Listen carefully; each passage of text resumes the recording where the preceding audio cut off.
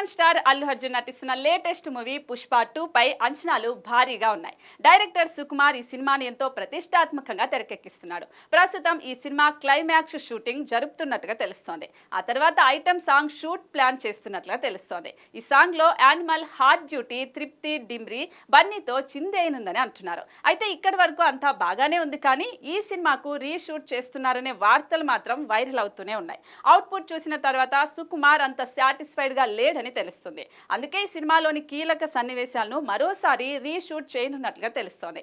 మామూలుగానే తాను అనుకున్న అవుట్పుట్ వచ్చే వరకు షూటింగ్ చేస్తూనే ఉంటాడు సుకుమార్. ఇప్పుడు పుష్ప 2 కోసం కూడా ఎక్కువ టైం తీసుకుంటున్నాడు. ఈ సినిమా ఆగస్టు 15న రిలీజ్ కానుండగా ఆగస్టు 1 వరకు షూటింగ్ జరుగుతూనే ఉందనే ప్రచారం కూడా ఉంది. అయితే ఇందులో వాస్తవం ఎంత ఉందనేది తెలియాల్సి ఉంది. కానీ పుష్ప 2 పై ఉన్న అంచనాలకు ఏమాత్రం తగ్గకుండా సుకుమార్ గట్టిగా ప్లాన్ చేస్తున్నాడనే చెప్పాలి.